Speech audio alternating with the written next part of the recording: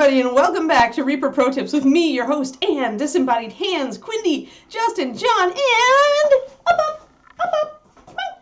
Kiki! Good girl! Okay, go choo-choo. Yes, good girl. Good girl, yay, good girl. Good girl. There we go. There we go. Yep. Yeah, see, the solution. I'm a solution kind of person, guys. I have a problem. I'm getting nommed on by my dog. I have a solution. Training. Hey, Kodiak, thank you for the subversary. Almost. Just a little bit more. Awesome. Oh, the hamstring's better. That's good. That's good news. That's good news.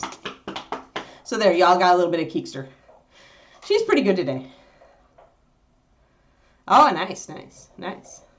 Cool.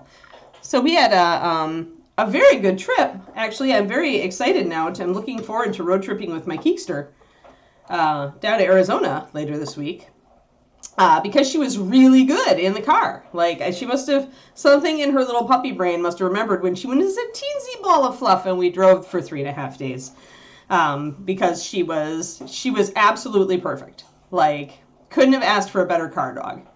Like, settled down on her bed and just kind of hung out, and she was looking around. I could see her watching the traffic and everything and watching where we were going. But she never once, I set up a little tiny, like it was the divider from her small pen from when she was a pup.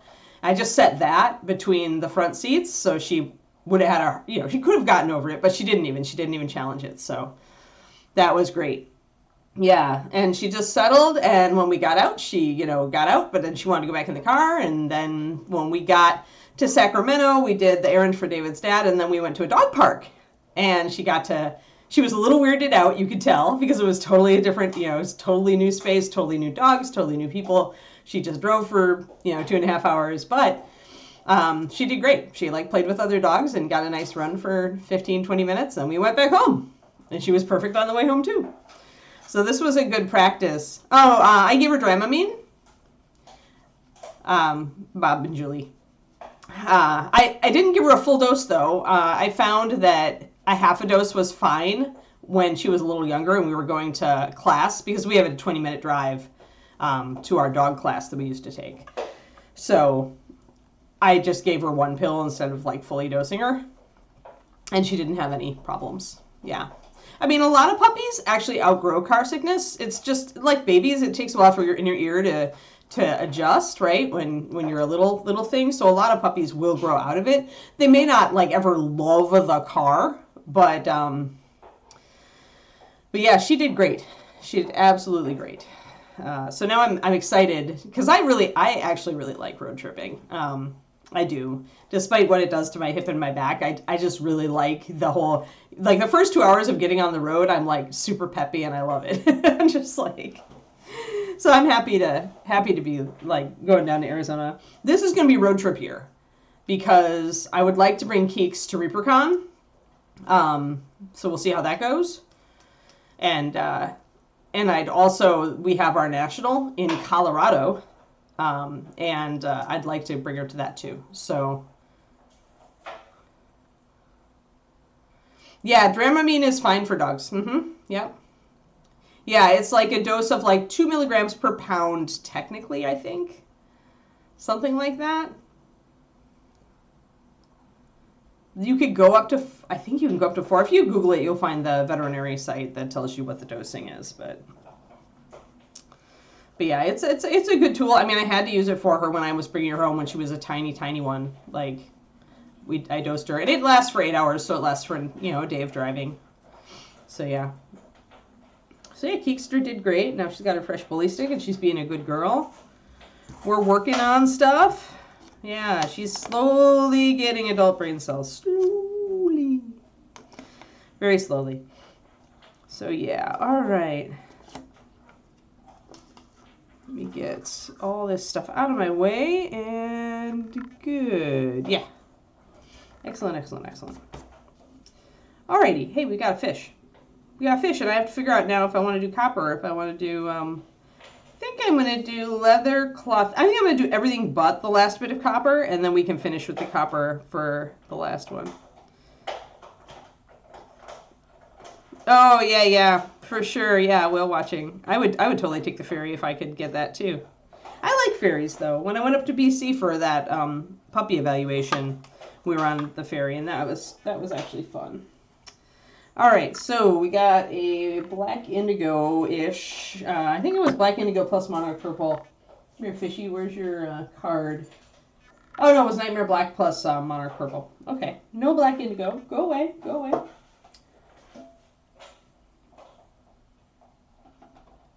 Nightmare black. There we go. Got way too many paints out. I've allowed too many paints into my my area again. Too many paints. Too many. Let me get some of this out of the way. There we go. All right. And that goes there. That goes there. All right, we're good. Now we're better. Whew, I can breathe. Yes. Yeah, I'm not sure, Tostoma. I'm not sure. The cats, I think that just you would have to, like, watch the dosage, right? Because cats are lighter weight usually. But, I mean, yeah, I'm not sure about if cats' physiology acts that way. Dogs, there are several meds that we and dogs have in common. But, yeah, you always want to check with your vet or... Let's see here. Okay, Nightmare and Monarch. There. Great. So these two colors, essentially I'm creating a black indigo, but it's a lot more saturated of a black indigo because it doesn't have nearly as much black in it. Today is a very full day, folks. Actually, this whole week, because leading up to travel, I have to really get my butt going and get some Patreon stuff settled, and I start my coaching today, so I've got a bunch of reading material for that class about, it's my writing class, so there'll be a lot of reading material and video, and there will also then be coaching calls, like twice. I've never been coached before, so this is interesting. It's funny, because I've coached painters, but I've never been coached, so I needed a writing coach, whereas, it's kind of, I didn't need, but I chose to do. Like, in my experience doing things like this, like doing totally weird, different things has been advantageous to me. So, let's see, and this is a 4-to-1, so we're mostly doing the Monarch, and we're doing 1 drop of the Nightmare Purple, or Nightmare Black, and the reason for that is Nightmare Black is so very punchy. It's very, very strong.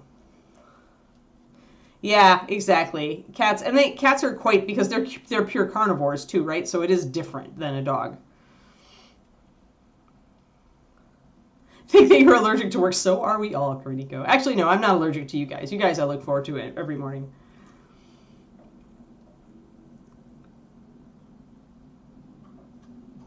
Yeah, so I'm excited to be coached. My first time being coached ever. It'll be fun. And it actually is already kind of advantageous. I learned. Do you guys know Rozuku? It's a coaching. It's not coaching. It's a class, like, online course platform. I think it's Rozuku. But I'm doing it because they run this course at least partially on it, and it looks interesting. I don't know how expensive it is. I have to look at their pricing. But I have thought about doing, like, because I'm not teaching in person, like, a lot anymore, I did think about doing some online courses. What do you guys think? Is that, like, something you do for miniatures? Like, if I offered an online course, like, with video and reading and all that kind of thing on doing a topic, like, would that be interesting to you guys? Like, do you even think people would want it?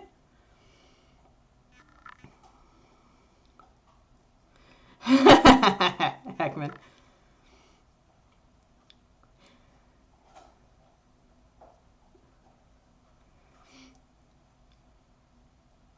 Yay, Inara! Okay, so you guys think it would be a good idea to do online courses as a painter. Because it's like, the thing I like about online courses as opposed to, like, doing it live is that much as I love live, and maybe as part of the online course there could be, like, an actual coaching call in that would be cool. But when you do it live, you really have to, that takes, you have to schedule the time, and the time is going to take away from other stuff. Whereas when you do the online course, you can do it when you have the time, right? You can set it all up in advance when you've got those pockets of time where it makes sense for you, right? And it doesn't have to be all at once. It doesn't have to be all in one time, right? You can just work on it. And that's the way I tend to like get things done these days, because I've got so much going on, but I can make time here and there to do little chunks of stuff. So I was thinking about it. And that would at least let me, and like I said, I could put a small live component on. I definitely would be open to emails with questions from anybody during like doing the online course and stuff like that. So I'm gonna do cloth first, I think. But yeah, so, well, if you guys think it's got merit, then I'll think about it. And maybe since I've got to sign up for this thing to do my coaching anyway, maybe I get a month free, I think. But after that, maybe I'll pay for it if it's not too expensive.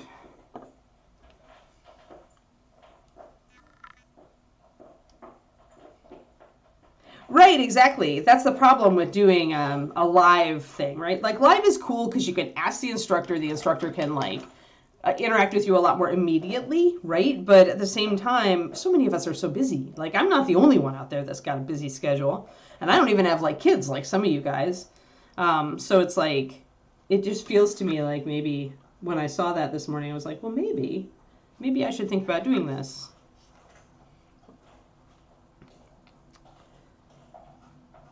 So I'll look into it and I'll see how it works. And obviously I'll be using it for my coaching this month. So essentially adding just some pure white to this. I don't want to change the color. I just want to get a good highlight color.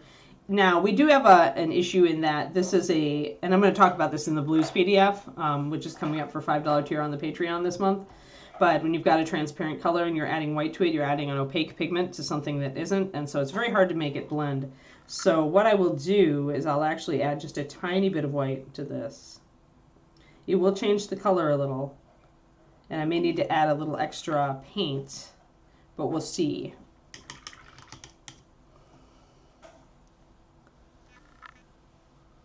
Yeah, that's true.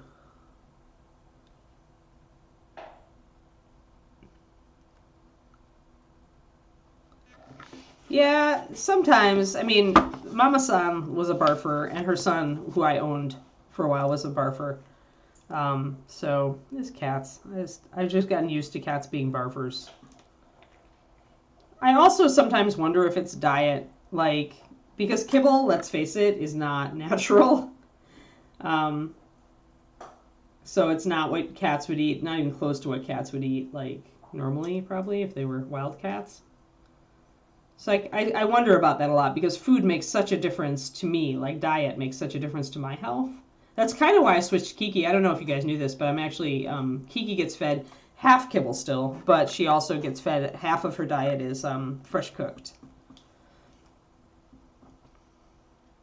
Yeah, also, that's true, Twistoma. If they eat too fast or they eat too much, yeah, you can have that. So yeah, I switched Kiki when I saw that she was getting like big eye boogers a lot. And when I switched her diet, the eye boogers actually have gone away. So it just makes me wonder. I'm so interested in diet after my own like weight loss and my low carb thing and gluten-free and all that. All right, so we've got a few now. I've put together a triad. I don't want to get too light. Yeah, just like humans, right, Inara? Just like humans. Yes, yeah, yep, small frightened bird and stinky mouse flavor. Yes, Guernica. Yes, of course we don't want to feed them actual live animals, unlike fish. For some reason, our double standard does not extend to fish. We're happy to feed fish other fish. Don't listen, fishy. Don't listen. Don't listen. Close your ears, or close your lack of ears, your earbuds, whatever you have. I'm sure you have something.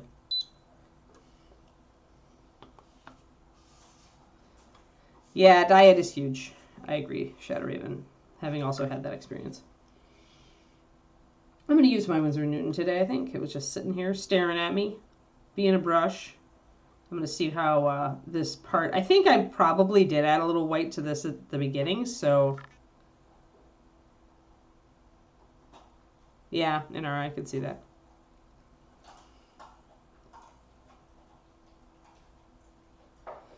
Yeah, if I had the money, I would switch Kiki entirely to fresh cooked. Although doing a combo is a little bit more practical for travel. Although it's going to be fine because when I road trip, I always take my big cooler with me so I can keep her food frozen until I need it. The food being frozen itself will help. And I just thaw it as I need it. But yeah, we'll see. I didn't want to go raw. Like, I'm messing with raw feeding just I've been interested in it just because, again, of the diet thing. Less inflammatory idea, but it's just too much for me. But the fresh cooked stuff we order from, we do Farmer's Dog, and I also have the recipe that I can make on my own. So, yeah. Hey, Sentimental. Good to see you. How you doing? Thanks for the raid. Yeah, sensitive stomach diet. Yeah, the anti-hairball diet actually helped Panther a lot. But yeah, the dehydrated stuff. Yep. Yeah, definitely give Sentimental a follow. Sentimental is one of my old friends from Reaper Paint Club, and they have really upped their game over the course of recent years. So help out a fellow paint clubber if you ever came to paint club, and if you didn't, you're paint clubbers in spirit. I was just talking Sentimental about I'm actually getting some coaching for my writing, and they use Ruzuku as a platform for the course. I was just asking everybody here if they thought that I should maybe put together an online course or two on painting. Like, I've never actually thought about doing that, but it's kind of dumb that I haven't.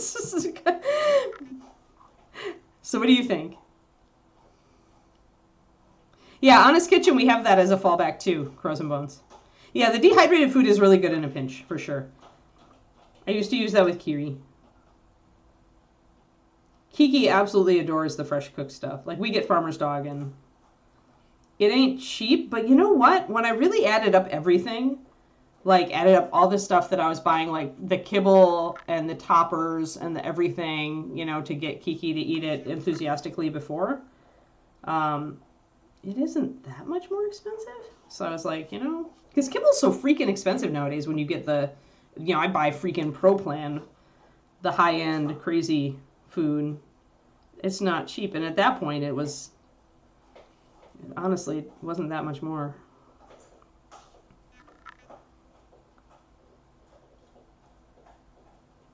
Oh, yeah. Food insecurities. Yeah, I can see that, Marble. Yeah. Oh, that's a good idea, Inara. Inara, you're the pro. Cat pro in the house.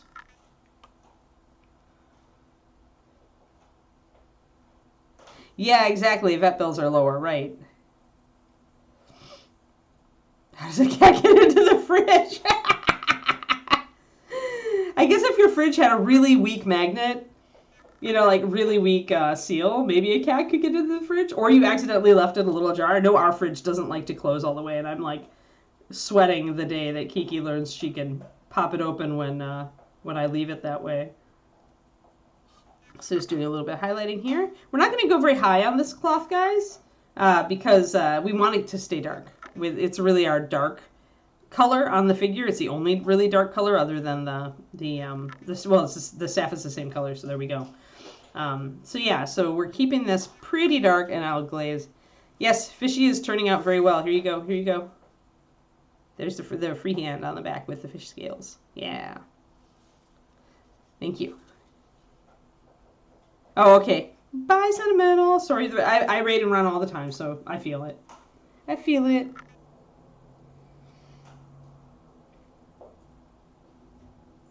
Okay, cool.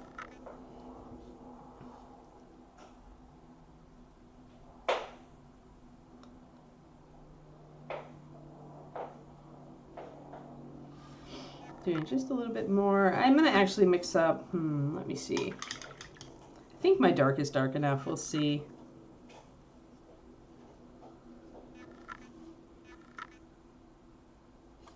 Yeah, I guess at that point with a 10-pound cat, it's a small dog, so when they're proactive enough. when they're proactive and they do not believe that no is for them.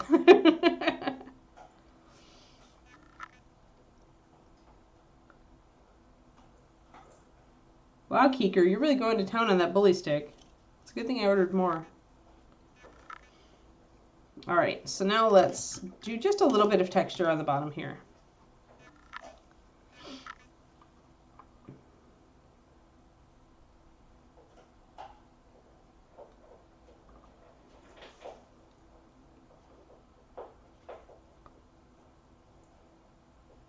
So I'm going to do just little lines here, which you could interpret either as little freehands, or usually I don't do them quite so precisely if I'm trying to suggest texture, but it just gives it a little extra visual interest down there. With texture, I usually go a little messier. So this is probably going to read more as a design, but that's fine.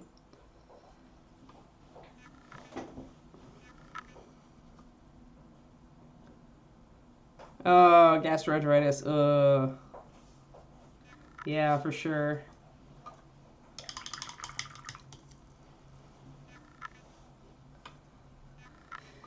Yuck.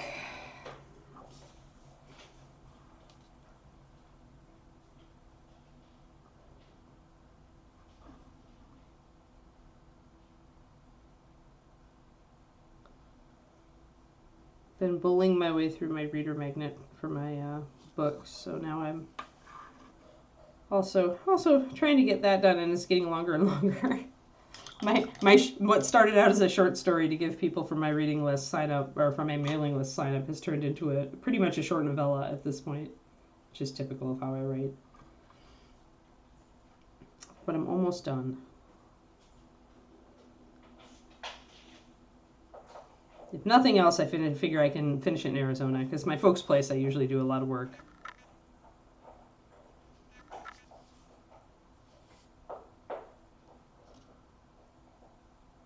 Right, this needs to be that color. And now we got to tackle these side folds, which are kind of rough and poofy. So we'll just grab some highlight color.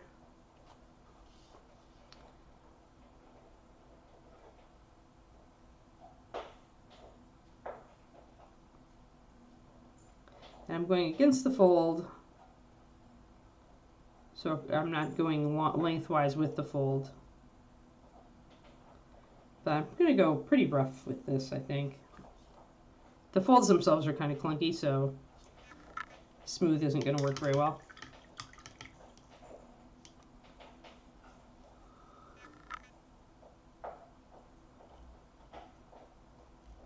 Oh, good. That's very good news, Inara.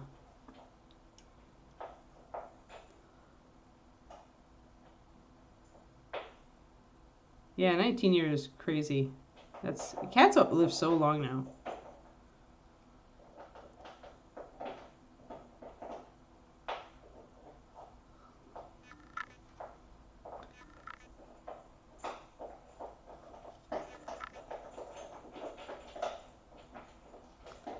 It's always so stressful when our fur kids are sick.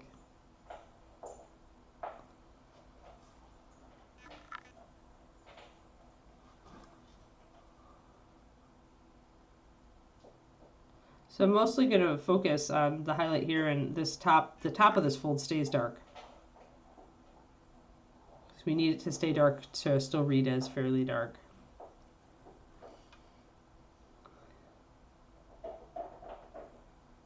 Oh wow, you are dedicated. Good for you, Nara. Yeah, I feel bad for you, kitty, too. Pancreatitis is supposed to be super painful. Poor kitty.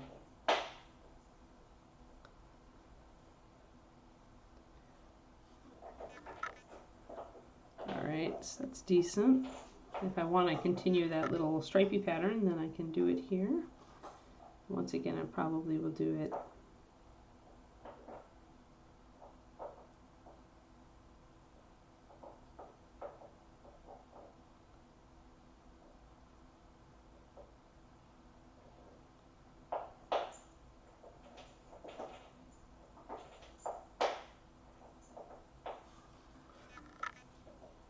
Get a real subtle pattern there.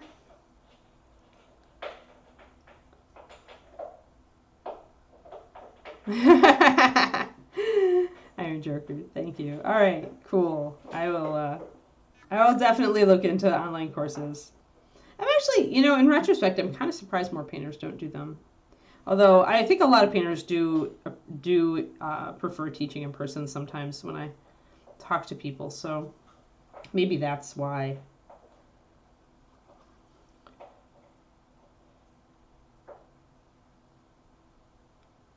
Now I have to figure out, like, if I did do an online course, I probably should do an online course on color, shouldn't I?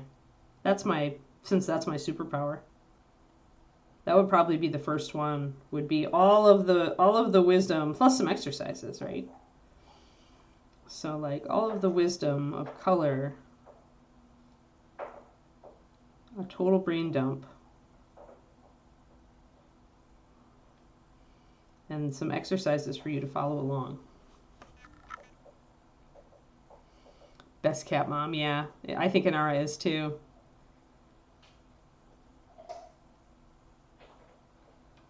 Yeah, it is kind of the thing that I'm known for. Like color theory is what I taught for years and years and years and years. Thinking about teaching it again. Although these days it's color and pigment theory. Like understanding pigments also helps you with mixing, so.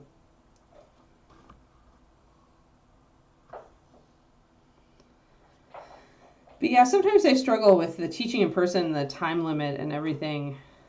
And doing an online course would enable me to teach like longer on specific parts of the topic, I guess, and shorter on others. I don't know. It's an interesting thought.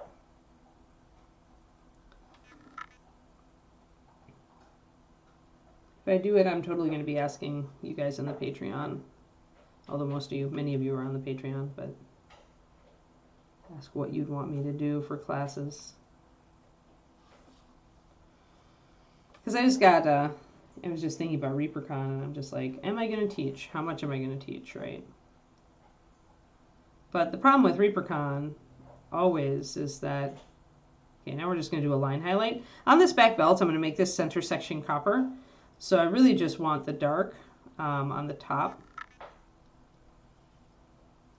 and the bottom. But I do want to highlight here to bring out the belt away from the back scales here, which got very dark underneath that. Paint-alongs already exist though on my Patreon Kodiak, like full paint-alongs do. But could you do the class focused around a single model? Yeah, you probably would want to. You would probably want to choose something that had a lot of different aspects to it. Kind of like, when we do, it would be like a workshop, but it would be, you could take it any time, right? So like with the workshop I did before, we painted a bust, and we really ran out of time because, man, trying to fit a bust into 2 days, no way. But,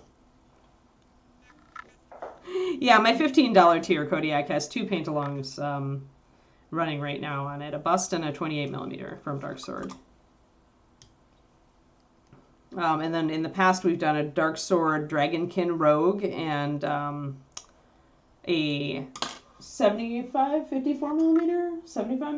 Yeah, 75mm from Bombshell. So there are actually 4 paint-alongs right now, 2 that are in progress and 2 that are finished up on my Patreon $15 tier. And that's patreon.com/paintingbig for those of you who don't know. But yeah, so there's lots of material there, different scales and everything. So.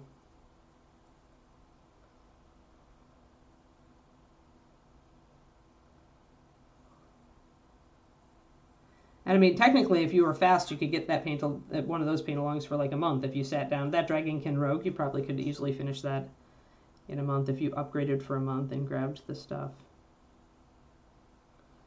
The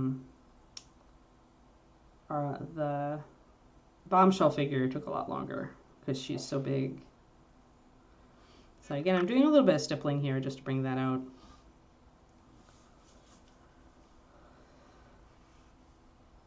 Oof, yeah, subcutaneous fluids. Oh, maybe not a whole mini, but specific parts, yeah.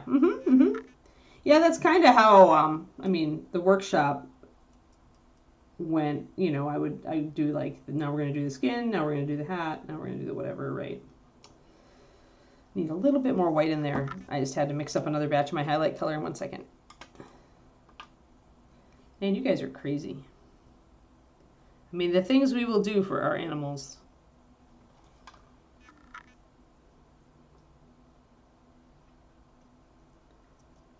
I guess syringing fluids isn't too bad, but I don't trust myself with a needle when it comes to giving injections or anything, so.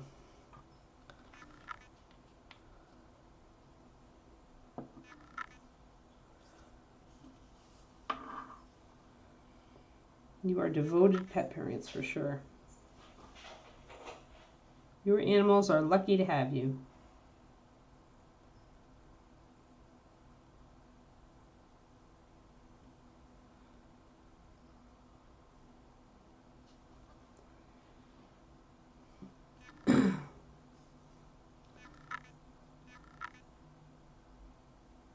If you get a little bit too strong with your pattern, then you can always take your base coat and glaze a little bit or paint a little bit right over the top to knock it down. And get over here to our little side. So let's bring that pattern further around now. Wow.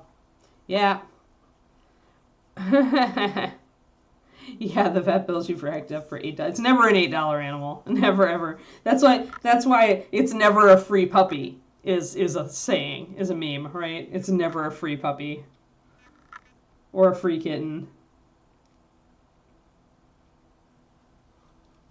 Alright, so let's get this our little pattern going on here.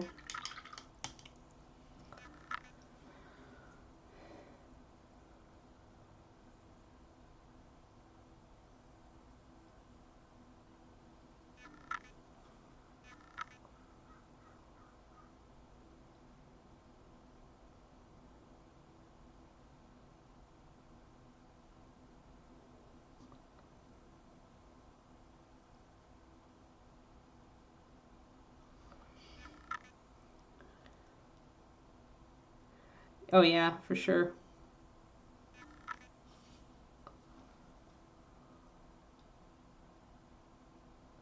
Quote unquote exotic pets, right?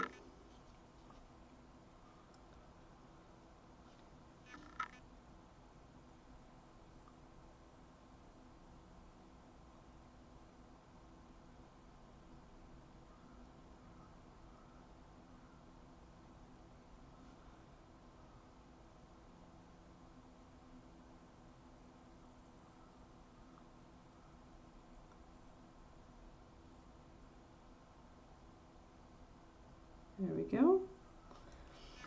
Get a little bit of that.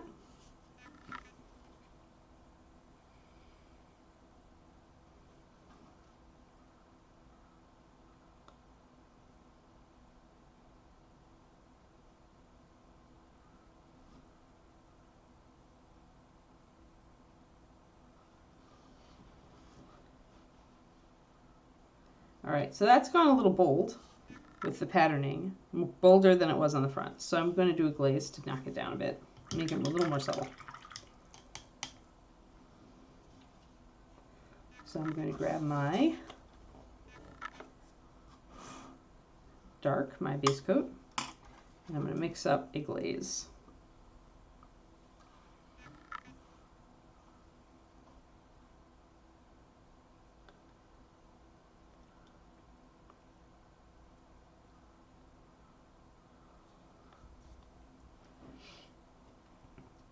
So Kodiak, when you mentioned you'd want to have like one mini and go over several parts if you were taking a seminar online or a workshop online for painting, you, I assume, just want to cover a bunch of different topics, like we do with these, right? Skin, hair, etc. But with maybe a more in-depth and more focused kind of approach.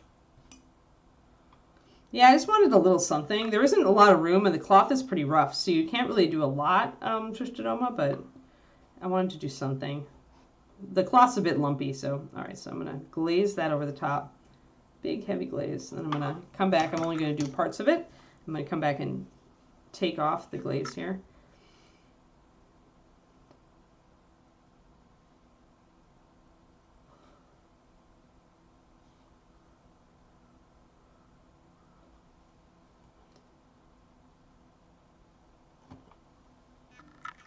And we'll let that dry.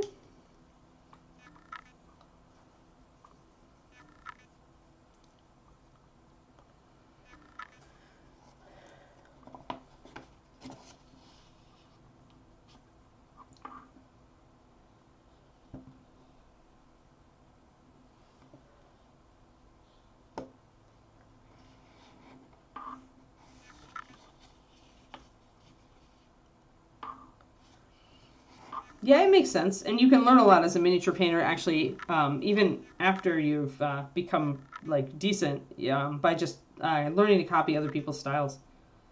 So that glaze took that texture way down. So it's much more subtle now, as opposed to being very bright there.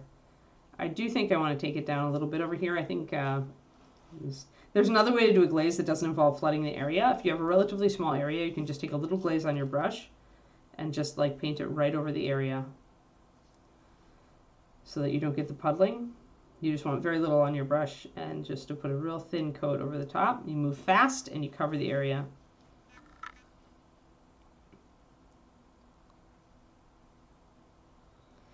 Yeah, that would be a workshop all on its own. Different NMM for different surfaces. Kodiak would probably be like its own workshop because that is a very complex topic. Like immensely complex. You would want it. You would want an NMM workshop. Trust me, specific. Yeah.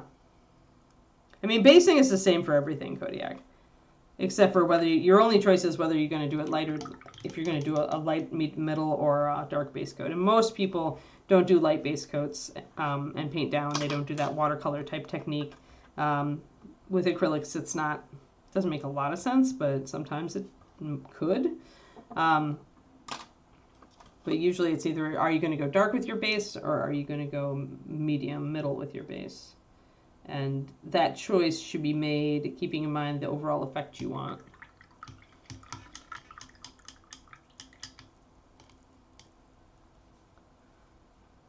Oh yeah, the water. They're not tentacles, it's actually water, I think, is what it's supposed to be. It's got bubbles in it. Twistodoma. Just like Genie has air.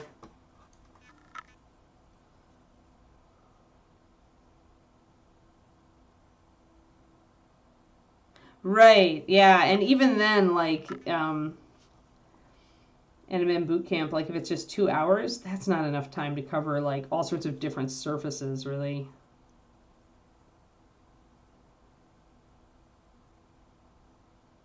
I'm gonna bring up a little bit more.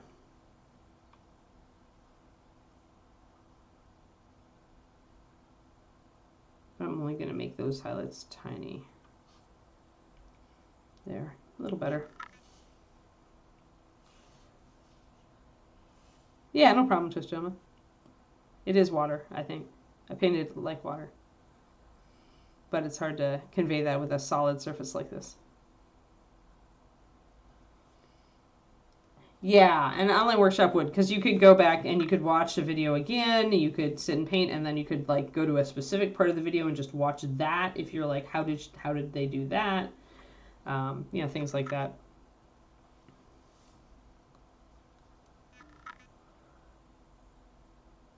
I forget if you're on my Patreon or not, Shadow Raven, but I just did a $2, really lowest tier, so available to everybody. A $2 on the basics, the very basics of NMM. And so just using a sword, just simple. So if you're on, that might be helpful to you. Yeah, there's never enough time at ReaperCon. Plus, you're trying to slam everything into your brain all at once, right, Inara? Like general rule of cons where you take classes are, or even a workshop that's multi-day is you want to take notes because you're going to walk away from it remembering just a couple of things that really impacted you and you're going to forget the rest. I took a lot of notes on my phone just quickly during Sergio's class, and like when I went back to consult those, I had forgotten so much of it, right, until I reread my notes.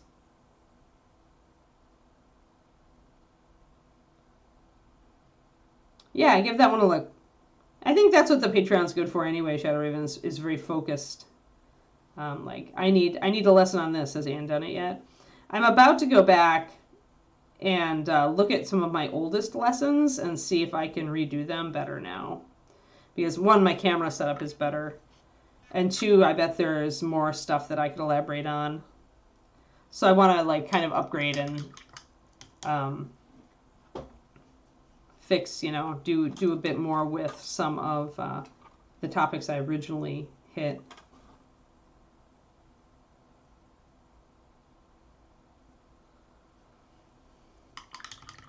Or change scale, like if I did, like blonde hair on a gigantic bust, maybe I'll do blonde hair on a small 28.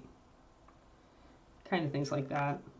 I think I need lining in here actually. You can see the kind of bleed where see how these just kind of look like they're kind of bleeding into each other? That's what you get when you don't line. So I'm going to bring in my lining.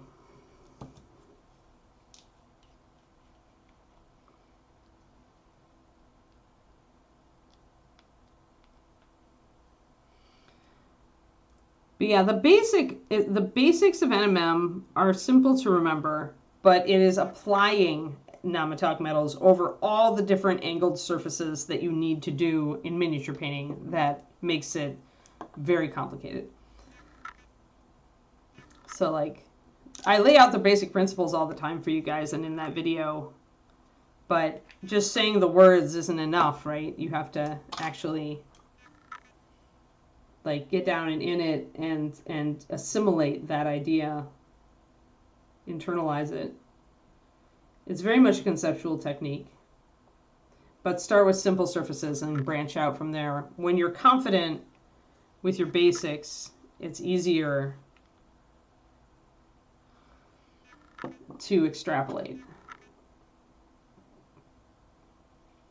And sometimes even I have to, like, when in doubt, if I have a really complicated model and I'm just not freaking sure, I will actually use a really hard light, a really bright light, and put my model right up under it so I can force reflections.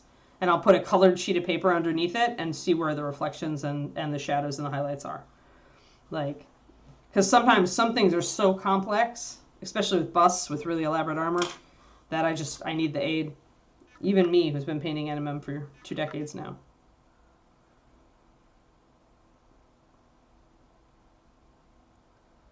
Yeah, exactly. Yeah. Well, that and collecting, if you can collect a bunch, because there are a lot of great NMM painters out there that don't do it particularly realistically, but it still looks amazing. So, like, collecting different examples of NMM can also be a great resource for you. There. Now I got to get that lining in here. All right. Just want a dark line. Really separating these guys. See how that crisped that right up? Now they don't look like they're bleeding into each other. This is why lining works. This is why, I mean, on bigger models, not necessarily, but even here, like, lining helped, right? And now I can work with that.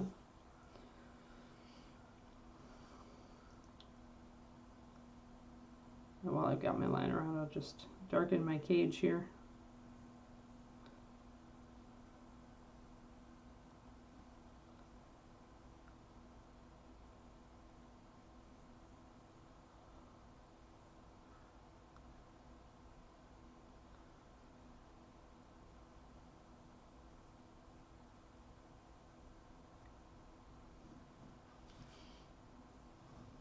And there's this little chain up here.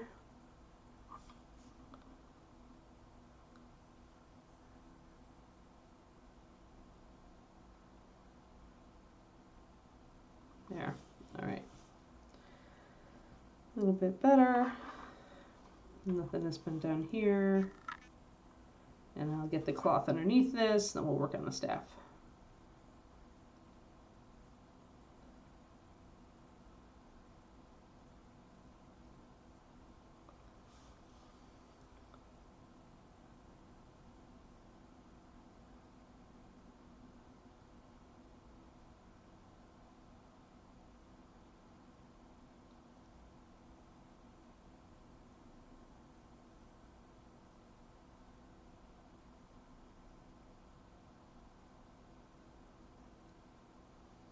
All right, just a little bit more, just because I have the liner out. I'm gonna get this figured out here.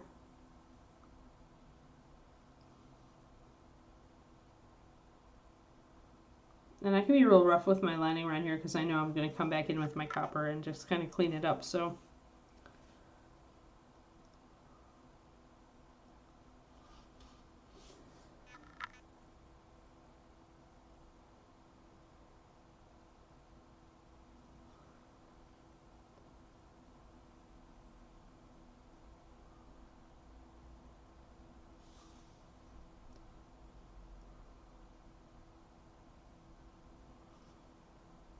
alrighty, and I think I'm going to put a little bit of shadow here on the bottom of the cage. Can always bring it up again.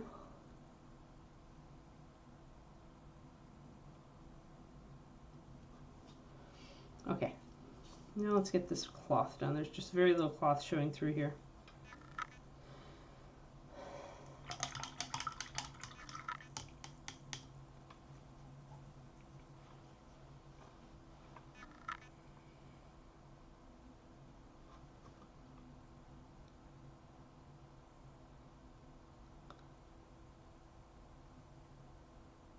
It's been a long time since I packed for a trip with a dog, like a long trip with a dog, right? Not since, I mean, when Puppa was tiny, it was different because Bridget pretty much packed everything for me. But probably not since Kiri and I moved across country back in the day, back at the start of the pandemic. So I need to remind myself of all the various dog things I need.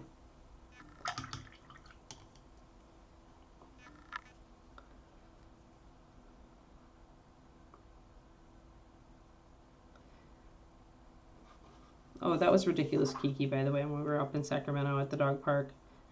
There was a big puddle, so of course she had to like lie in the giant mud puddle. Like total mud puddle brat, this dog. Apparently her mother is the same way, so I blame Zammy.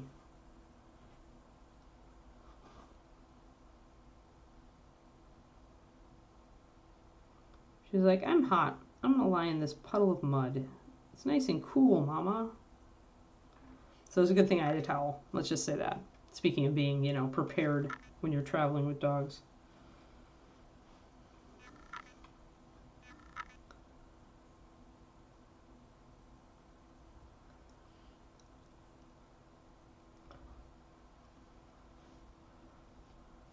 Alright, so just a little bit of detail in there just to bring up that fabric, and we're good.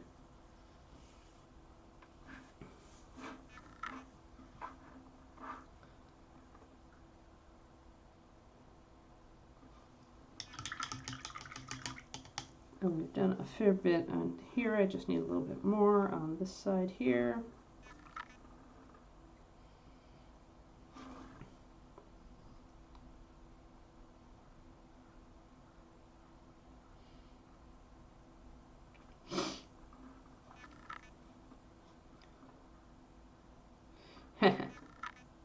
Every time I got a kiddie pool for my old dogs, and we ended up never using it because they didn't want to go in it at all. They were all like not water dogs. But Kiki, I really want to find a dog park around here with a water feature.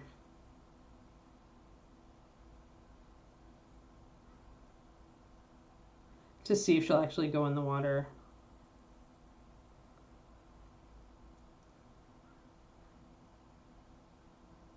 does have water dog in her ancestry, literally. All right, got those. Let's back up a bit. A little bit of a glaze there, I think.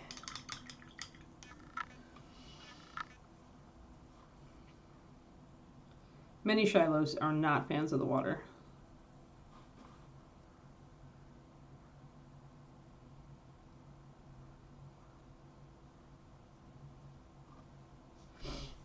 Alrighty, there we go. Now let's come up here and get the edges of the vest a bit, just a little. Here's where I would really kind of use just line highlights. Since we've got all this freehand here, I'd just look at the edge here, just to bring up the color a little bit.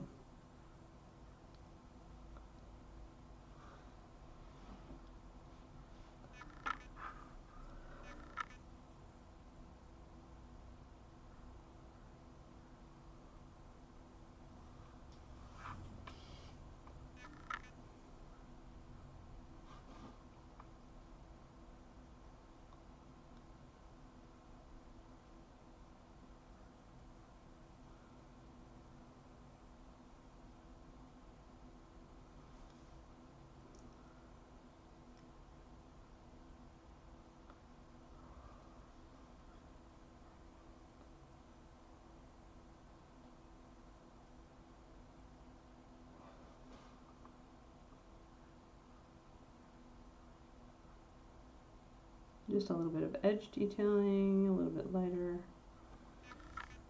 I just want to give just a little bit of attention to this vest cloth.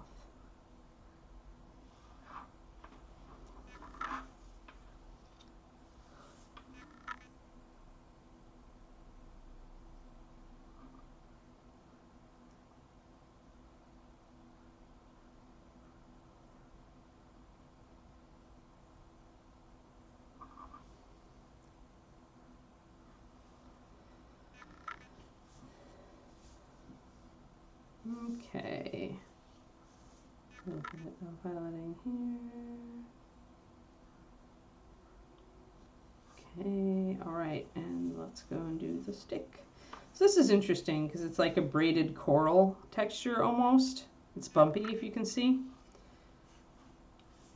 Yes, poodles are indeed water dogs. They were originally bred for that anyway. But there is also Wetterhound in her, which is specifically Dutch for water dog. So she is a what they call a Frisian, i.e. Dutch, water dog. That's what her other side is. That's where she actually gets her curly fur from, but usually I don't go into it because people don't know what a Wetterhound is and they do know what a poodle is, so I just tell them she's part poodle. If I don't want to go into the elaborate explanation. Most people don't want the elaborate explanation anyway.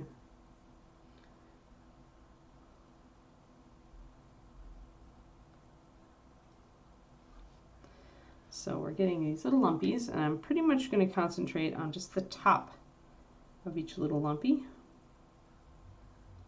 to try to kind of bring out that braided texture.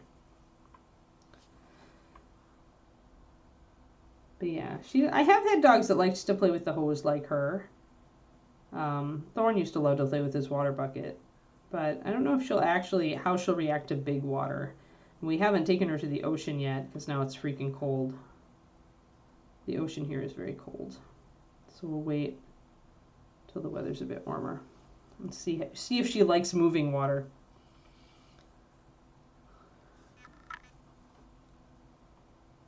But yeah, poodles were originally hunting dogs, water retrievers. You're right, Tristodoma. So many dog breeds don't do their original purpose anymore. Dalmatians and poodles. That's why they're all in the quote-unquote non-sporting group with the AKC.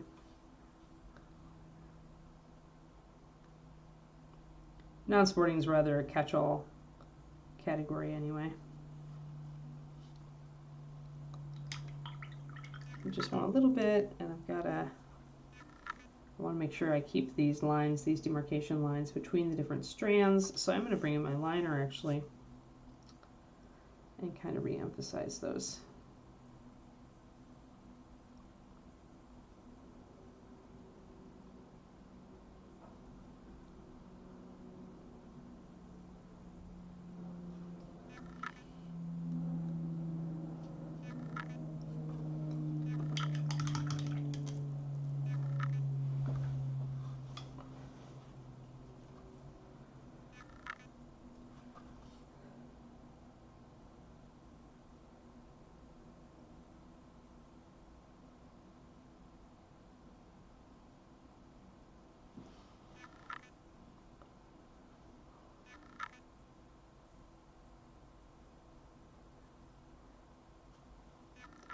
Trying to touch those up so I can get that kind of braided texture going on.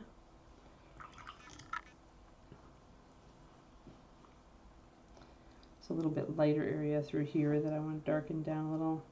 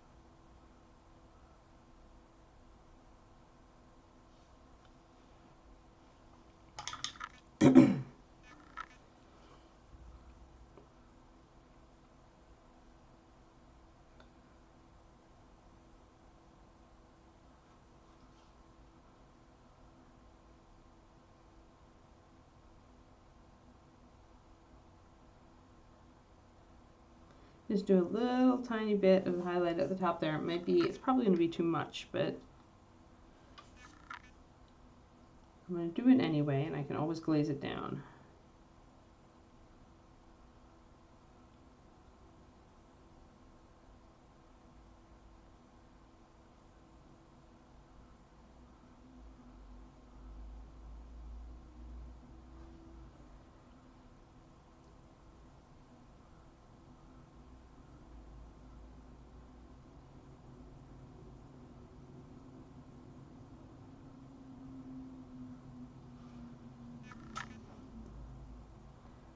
And then I'm going to have to do something to suggest the tops of these strands. I think what I'm going to do, since I'm going to glaze this anyway, I'm just going to go for it and do a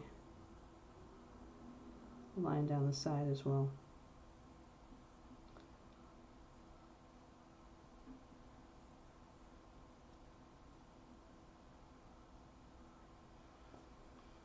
To try to see if I can create the texture I want.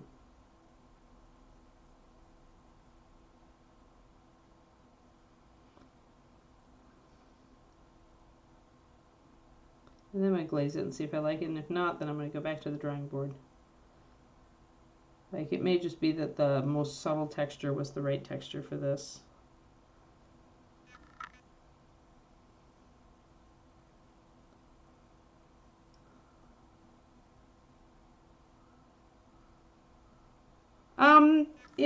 I don't know, I think that's this Nova Scotia duck-tolling retriever.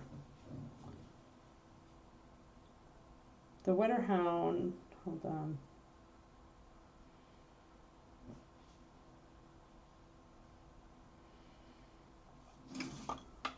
Let's see here, images. They are very floofy. But you can see where Kiki gets her curly coat.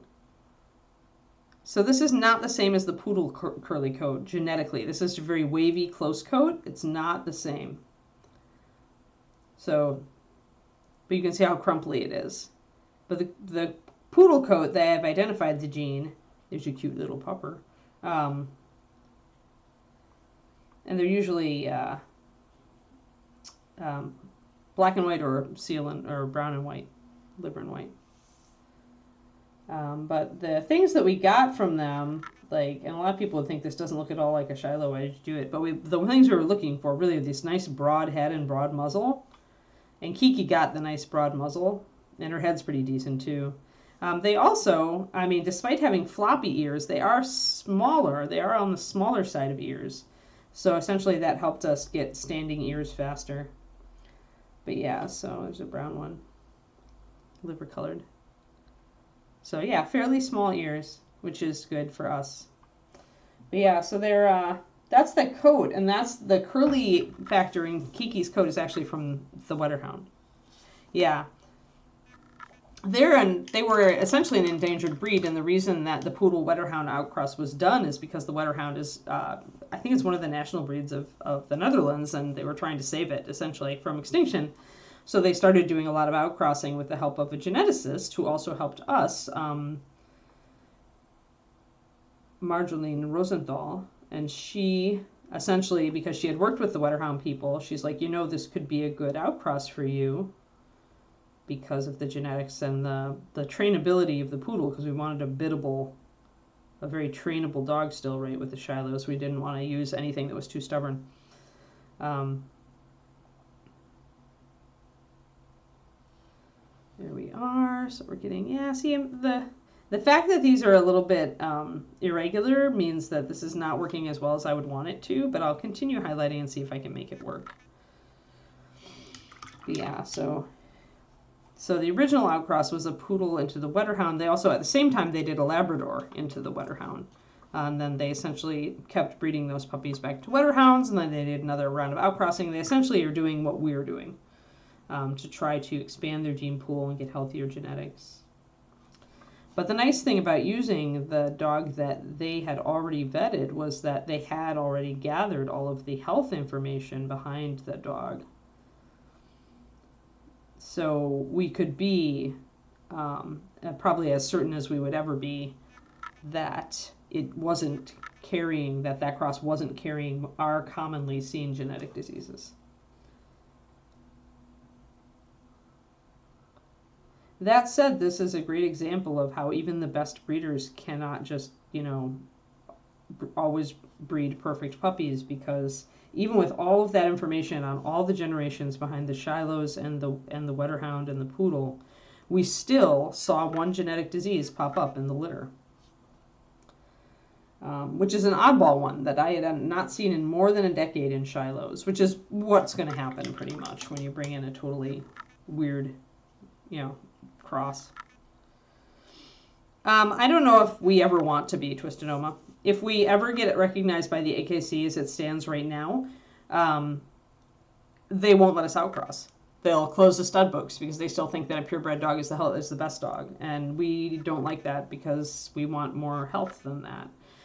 The only way I can see us becoming AKC is if we actually our population hit 1,000 breeding dogs, which is considered sustainable for endangered species, for example. Most geneticists will say that 1,000 fairly diverse individuals is a stable breeding population. Right now, we don't have that. So if somebody closed a stud book on us, we would just keep getting more and more genetic disease, like as the breed got more inbred. It just happens. Because you're never introducing new genetics, and you're losing genetics all the time when dogs don't get used for breeding. That's the problem. Some breeds, that said, some purebreds are sustainable. I believe the Golden Retriever is one of the most diverse breeds out there. So if they did a genetics project and actually focused on breeding for diversity, they actually could still sustain a healthy population even without outcrossing, because there were enough dogs used to create the Golden, and they managed to retain enough diversity. Possibly because they were bred in a whole bunch of different countries. Yeah, that said, there is another Shiloh Shepherd organization, and they are much more in the AKC mindset.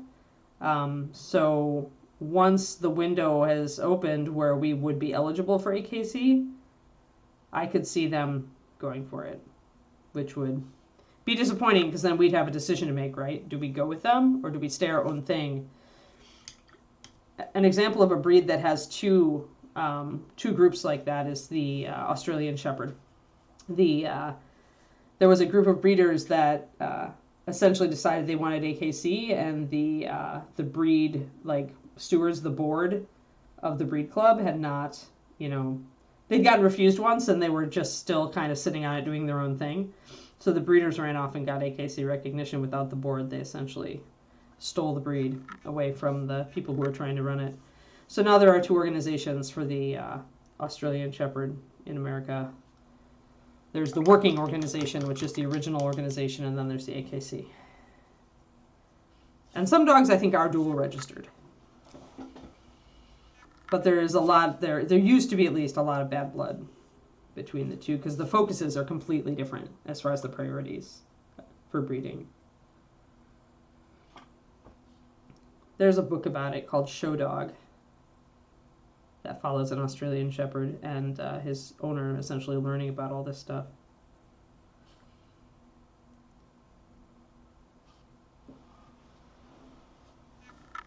Which is how I learned about it. All right, so yeah, so you can see how it's very irregular, and the strands are, like, I'm trying to kind of keep a sense of the strands, but because they're twisting, it's hard to actually portray that twist. So this is actually a pretty difficult surface to highlight.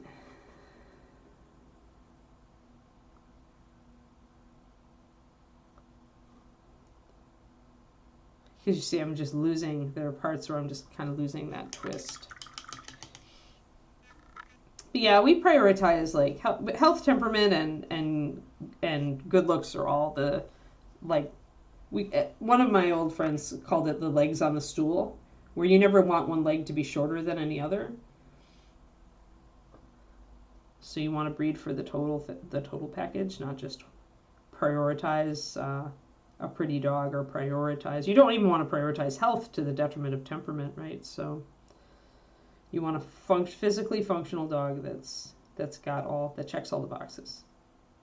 That's the challenge of breeding. The challenge of making good matches and stewarding a breed. And in general, everybody's trying to do the best they can with what they've got. It's just, I wish that breeders were more educated about the genetics side. There we go. So I'm trying to emphasize, there we go. Now I'm getting that. Now that I brought my liner in and I just pretty much like forced kind of the demarcations here and put in some additional shading. Now I'm getting that twisted look a little bit better. Now we can see a little bit better.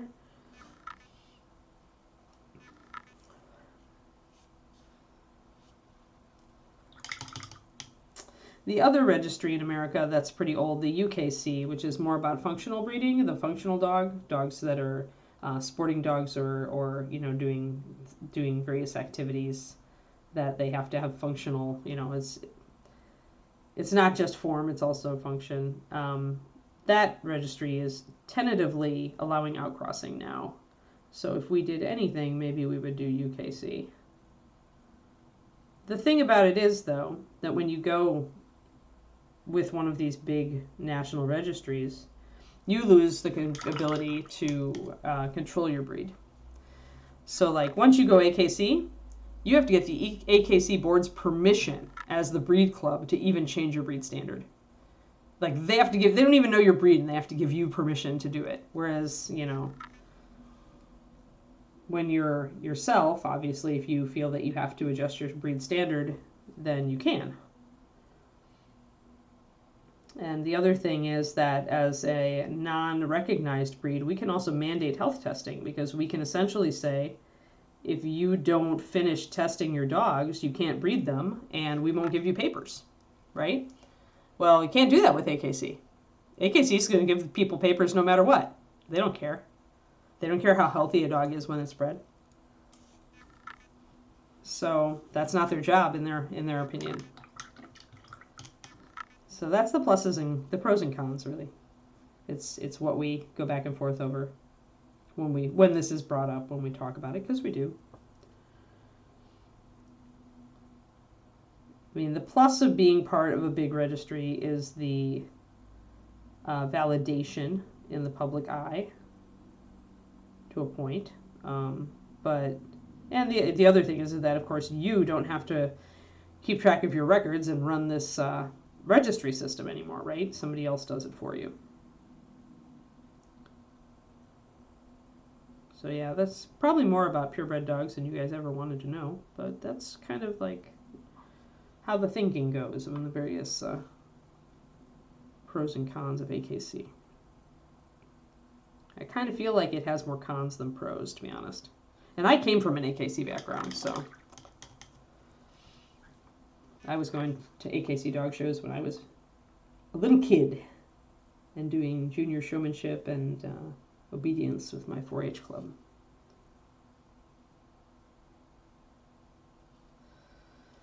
But yeah, it's hard. It's a hard road Because then what happens if something happens to your organization, right? If you're AKC, your breed club could implode and you'd still have a breed. But if you are the only people running things and you lose a lot of leadership or something big happens that's bad to your club, then what?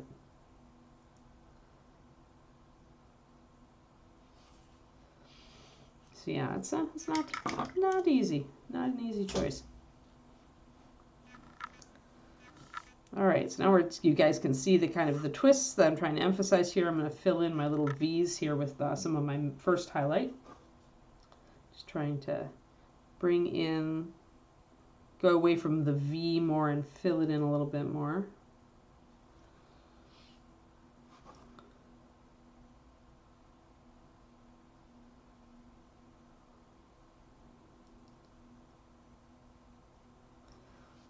So that they look a little more like sections, like so.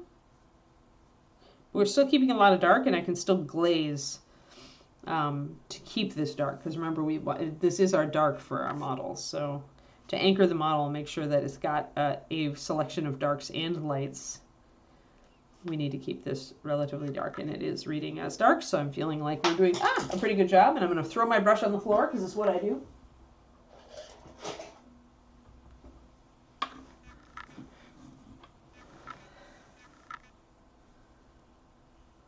Alrighty.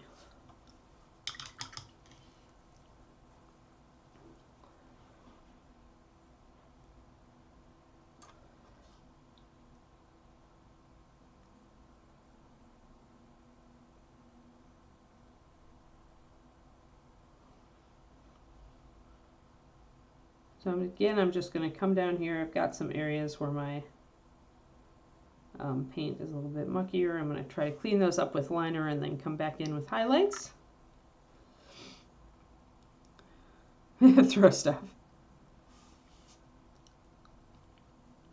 Yeah, you could, I mean, I'm just kind of, I assume Jason meant it more as like a braided coral or something, but it looks pretty cool together. You could interpret it that way for sure.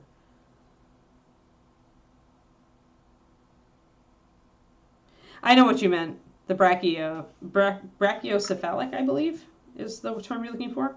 But that happens, right? That happens in the AKC all the time. It's the breeds with the pushed-in faces that get problems, you know. But the breeders, if they breed for longer noses, their dogs won't win, and nobody will want to use their dogs because everybody wants the pushed-in face, right?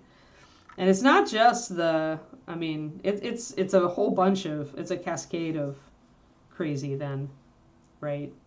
Because you've got judges not awarding those dogs, and so the breeders who are competitive or who really want their dogs to be used start breeding for, you know, the trait that the judges will put up. But the judges are also influenced by the breed club and by what other judges think. It's just nuts.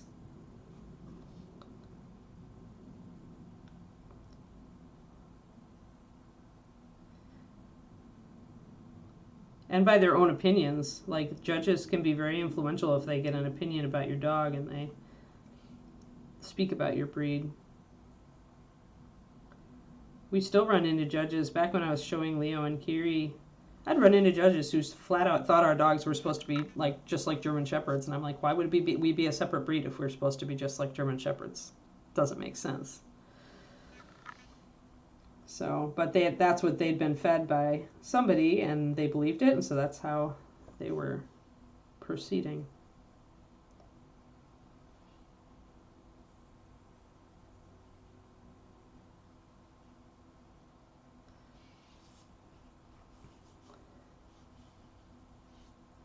Alrighty, we got that coming together. So now I got to go and shift over to the side here.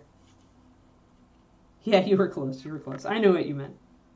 I think it is brachiocephalic, like pugs and such. But there are breeders, that said, there are breeders out there who are breeding for longer snouts, right? So, I mean, plenty of breeders just decide they don't care about showing and they're going to breed for what they want.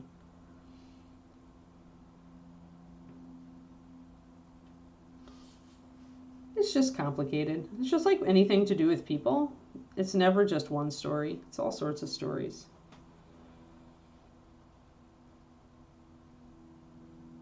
Much as we all love black and white, like our brains really want a black and white answer, but there isn't a black and white answer. There are always pros and cons.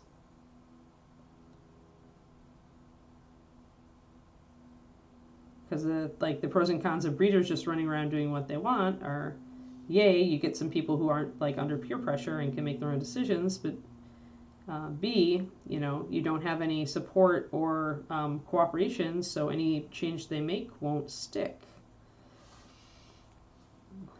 And they can make bad decisions through lack of information as well about other factors. Whenever, as a breeder, you develop tunnel vision about one thing, it's usually not a bad thing, or not a good thing, rather. So, all right, so we're going to come in and we're going to hit our mid-tone on these guys. Yeah, people are people. Yeah, I know, Kerniko. And the terrible thing about it is that there are people who are just so invested in that version of their reality and their vision of the breed and what it should be that they just think it's fine. And trying to, it's just like, I hate to say this, but dogs are like religion. Like, it really is like, people are passionate because they love their dogs, right? Even the people breeding the wheezy dogs who have trouble breathing when they walk. Those people love their dogs just as much and are just as passionate about their dogs, and they think they're doing the right thing. So it's like trying to argue a Baptist into becoming Catholic or something. I don't know. I'll drop the religion thing, but you understand, right? People have strongly held beliefs about the things they love. Let's put it that way. It'd be like trying to get a Persian, somebody who loved Persians, and convince them that the Chinese hairless was the breed for them.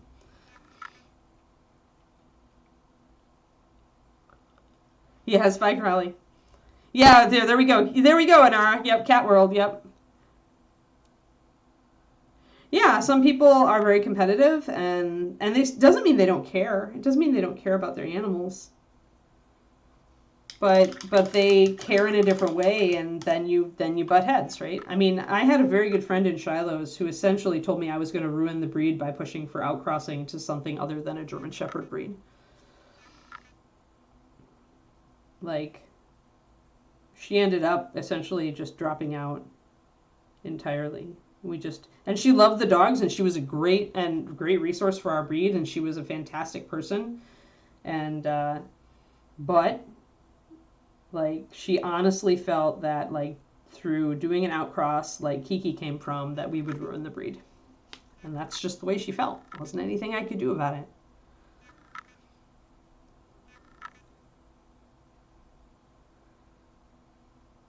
Hey, Masad. Hugs from Cancun. I've been to Cancun. Long time ago, though. My parents took us when I was still in school.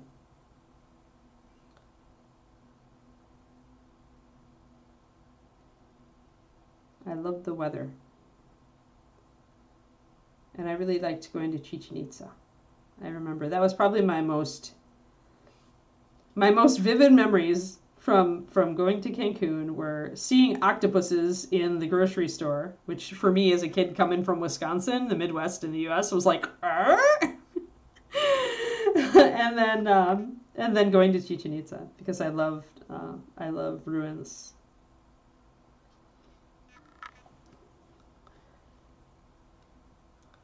Yeah, for sure, Karonika. Well, and they need love too.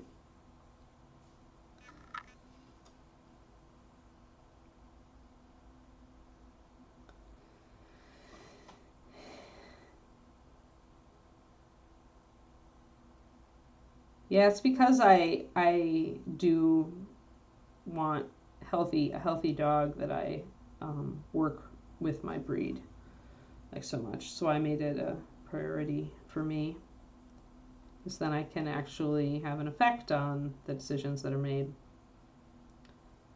being on the board and teaching new breeders and stuff like that. Alrighty, so we're kind of getting, again, I'm kind of bringing in those, I want to get this braided look that we've managed to get on the front after all of our work. Oh, you honeymooned there. That's cool, Nora. So I'm taking my top highlight just like I did originally And I'm just kind of hitting all these little bumps to make sure that I can see them, because it's really hard when you paint these dark. It can be very hard to see. And then once we've got that sketched in, we can keep refining like we did.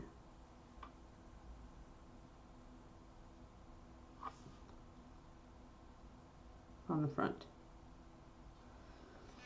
Well, we are pretty much at the end of the stream, but we'll just try to get these at least sketched in. And so much to do today. I need to stay on task. You know those days where you're like, I need to stay on task today, but you know your brain isn't up to it? You know those days? Yeah, this is me today. This is me with a brain that really just wants to go, squirrel! Wants to be a squirrel brain today.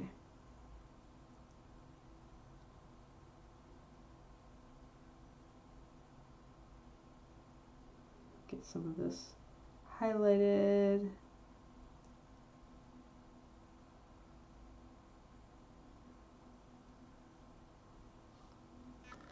That's coming through. Oh, French bulldogs. Yeah, there's a lot of Frenchies around here too.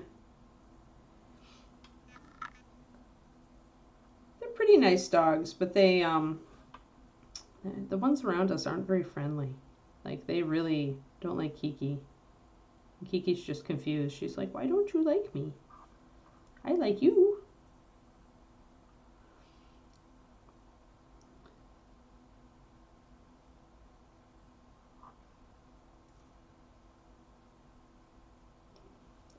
She got to play with her friends at the park yesterday. Kiki was happy.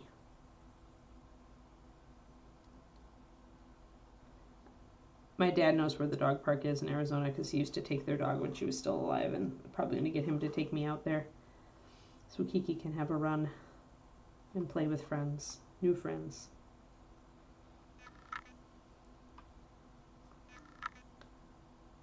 Alrighty, so we got a fair amount, we got a decent amount. Yeah, we can see the twists. I do need to clarify this one.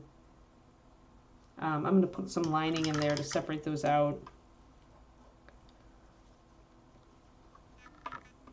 So I'm going to go with a brown liner. Actually, I'm using Rogue Shadow for this just because it was at hand.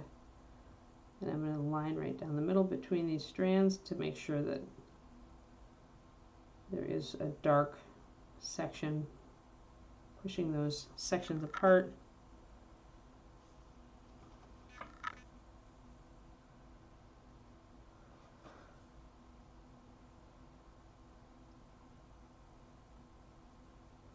David's already excited for Kiki to have puppies. Can you believe this? Like, this man has never had a dog before. I'm like, you have no idea what you're in for. He's like, you should do like, you run all your stuff on Kiki with a prospective boyfriend. And I'm like, just don't get ahead of yourself. The dog's not even 8 months old. Aw, poor Wheezy dogs. Aw.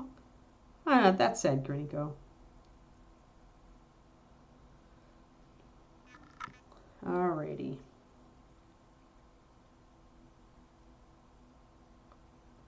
Okay, I think... Oh, I got a spot I totally didn't paint there. There's a gray spot down here. How did I manage to miss that? Alrighty. Okay, I think we've got it, guys. I think we've done our little spirally staff. Let's back up. We got all our cloth done today, and we got our staff done today. So the only things we have left now are really the leather, which should go pretty fast, and then the copper tooling on the leather, and the copper here on this cage, and the copper that I want to put on the belt. And I need to do the copper on the rings as well. So actually, let's do our punch list, right? Our list that when we're working on a complicated mini, when I get to this point where I've got very few things left, but I'm at risk for forgetting something, right? Because the whole model looks so close to done, it's really easy to miss something. So let's get our list. I got my sticky note here. I want to put rings on there. Fishy. To-dos. So I need to put the rings down because I know these rings I'm going to forget. I just know it. I know I am. Oh, that's funny, Quindy. They can be nice little dogs. It just depends. It depends on the breeding, I think, just like everything. And, you know, on how they were raised as well.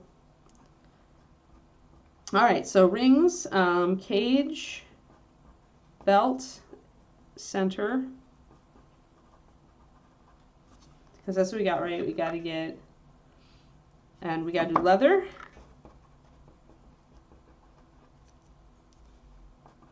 And the tooling on the leather is going to be copper as well. But I think otherwise, I think that's it. And then just the base, but the base is obvious. I don't need to be reminded to paint the base. I think that's all we've got left, though. We got base. Okay, I think we're good. And then I'm going to mark all these as copper. And then the leather pouches. There. All right, so I've got my list, and I'm going to put it on the back of Fishy's color card. Because this is the way that I like to keep all of my things together. And then it goes under Fishy on the shelf. And we're all cool. Yeah, I hope y'all have a fantastic day. Happy Monday, I guess. Oh, yeah, Sharpay, yep. Yeah, they change a lot from being puppies. All right, yeah, Rhonda's on today. Woohoo, Rhonda. Yeah. I wanted to say she just put up, something she just put up I saw I really liked. One of her last posts. So, yeah, check out birdwithabrush.com if you want some good reads on color and miniatures and everything, all right? And then tune in to see Rhonda later. All right, have a great day, everybody. I'll see you guys tomorrow morning. Bye-bye.